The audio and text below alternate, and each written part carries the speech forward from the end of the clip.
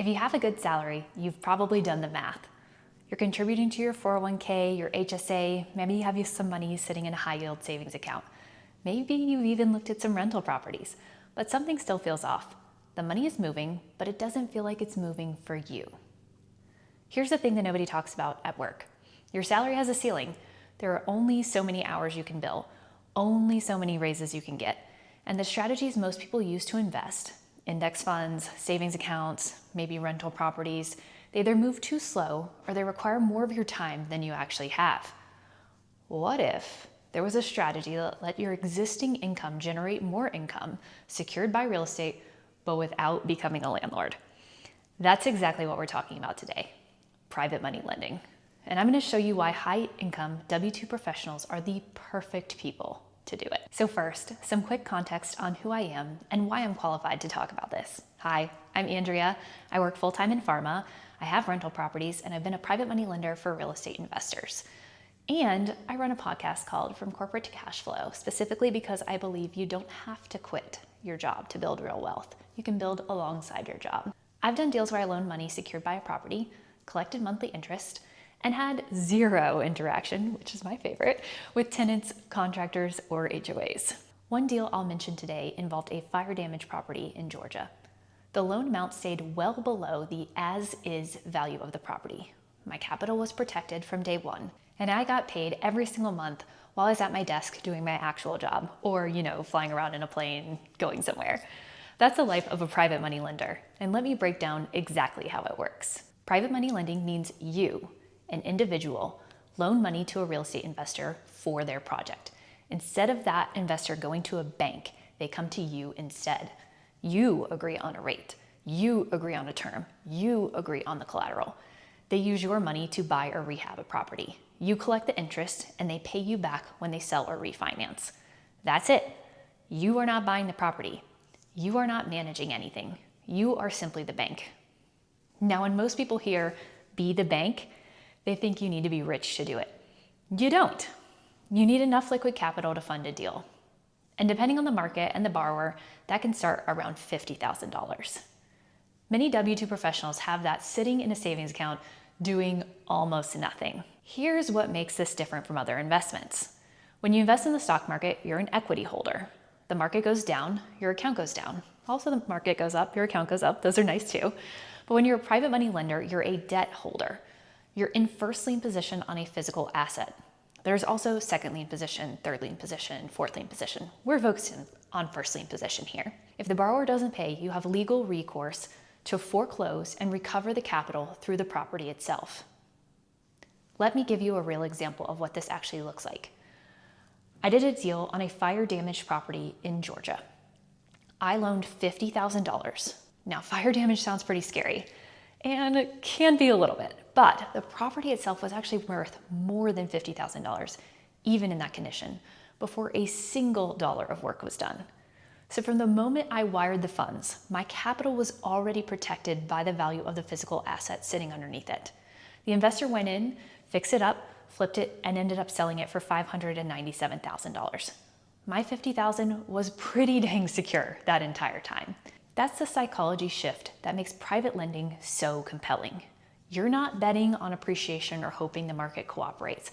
You're protected from day one by what already exists. Returns typically range from 8 to 12% annually. Some shorter bridge loans go even higher, but I would caution you against seeking significantly higher returns because usually these mean that there's significant underlying risk. Maybe that's something for future you. Compare that to a high yield savings account at around 3 to 4% or the S&P 500's long-term average of around 10% with full market volatility. And the math starts to get really, really interesting here. So let me be specific about who this strategy fits, because private money lending is not actually right for everyone. It's a strong fit if you are a W-2 professional with a solid income, some liquid savings, and no real desire to become an active landlord. You want returns that beat a savings account, but don't require you to stare at the stock ticker every single morning. You also have enough financial maturity to evaluate a deal and ask the right questions, or learn how to. It is not a great fit if your only capital is your emergency fund, if you need instant liquidity, Or if you're not yet comfortable with the idea that your money will be tied up for a set term, typically 6 to 24 months, depending on the deal. I would say anyone could do it, but more accurately, almost any informed person with the right capital can do it. The word informed is doing a lot of work here. You do need to do your due diligence on the borrower, the property, the title, and how the loan is structured. And so we'll get into that. How to actually do your first deal. Step 1 is finding borrowers. Real estate investors who need private capital are everywhere. You can find them at local real estate investor meetups, on BiggerPockets forums, referrals from real estate agents, wholesalers, or by simply networking in real estate Facebook groups. In my experience, once you let people know you have capital available, deals come flocking to you. And maybe I should use the word deal loosely. Opportunities come flocking to you, but they aren't always deals. So step 2 is verifying and vetting the borrower. You want to know their track record. How many deals have they done? What happened on those deals? Ask for references. A borrower with 5 completed projects and 3 happy lenders behind them is a very different risk than a first-timer who watched a YouTube video last week. I'm not saying that you can't lend to newer investors, but you price the risk accordingly. A brand new lender with a brand new investor can be a recipe for a disaster. Maybe save that particular opportunity to work with a new investor on your 5th or 6th deal rather than your first. Step 3 is evaluating the property. This is where your capital is secured. You need to understand the after repair value, the as-is value, and how your loan sits relative to both of those things. A general rule of thumb in private lending is to stay at or below 70% of the property's as-is value. That gives you a nice buffer if the deal goes sideways. In the Georgia deal I mentioned earlier, the as-is value was comfortably above my loan amount, even with the fire damage. And that was my margin of safety, and that'll be yours too. Step 4 is the paperwork. This is not optional. We don't just hand out things with an IOU. You need a promissory note, a deed of trust, a mortgage, depending on your state, and title insurance. I'm not an attorney, and you should work with a real estate attorney in your state to structure this correctly.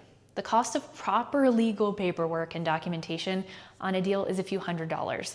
The cost of a bad deal with no documentation and the wrong paperwork is your entire principal amount. Do not skip this. Step 5 is getting paid. Once a loan is funded, you collect monthly interest payments. Some borrowers pay via check, ACH, some sort of wire, loan servicer that handles it all. We'll see. At the end of the term, you get your principal back and you go and find the next deal. So let me address the things I know you're already thinking. What if the borrower doesn't pay? That's the main risk, and it's a real one. If a borrower stops paying, you initiate foreclosure proceedings. This is why your loan-to-value ratio and your legal paperwork matter so much. The property is your collateral. A well-structured deal in a market with strong property values gives you a real path to recovering your capital, even in the worst-case scenario. It's not painless, but it's a recoverable situation. What if property values drop? That's why you never lend based on the after repair value alone. If you're lending based on a hoped for, estimated future value, and the deal falls apart mid-construction or they uncover some new hurdles, you need the as-is value to protect you. Conservative underwriting is your best friend. What if I need my money back before the term is up? You don't get it. Private loans are not liquid. That is why I said earlier that your emergency fund should not be your lending capital. This is money you've earmarked specifically for this purpose with a timeline that you're comfortable with. What if I don't know any real estate investors? I promise you will within 30 days of showing up to a local Real Estate Investors Association meeting or posting in an investor Facebook group that you have capital to deploy. They will all come out of the woodwork. Borrowers are always looking for private lenders. The demand side of this equation is never the problem, I promise. So here's what I want you to sit with. You have a W-2 income, which means you have a baseline that most people don't have. That baseline is an asset.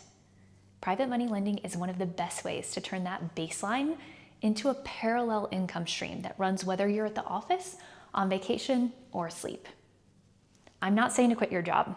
I'm not quitting mine either. I'm saying build next to it. Your salary is your foundation. Private lending is what you put on top of it. Concept itself is not complicated. You have money, someone else needs it, you loan it at a fair rate, secured by real estate. You get paid, and then you repeat. That's the strategy. It's not new, it's not exotic, it's not making you $1 million overnight, and it's highly underused by the people who actually have the capital to do it well, which is you. If this is something you want to learn more about, drop a comment below telling me your biggest question about private money lending. I read every single comment, and I'm building future videos around what you actually want to know. And if you're already doing this, I want to hear about your first deal. Share it below. Subscribe if you want to see more content like this. This is exactly what this channel is about. Building real income alongside a job that you're good at without burning it all down to make it happen. I'll see you in the next one.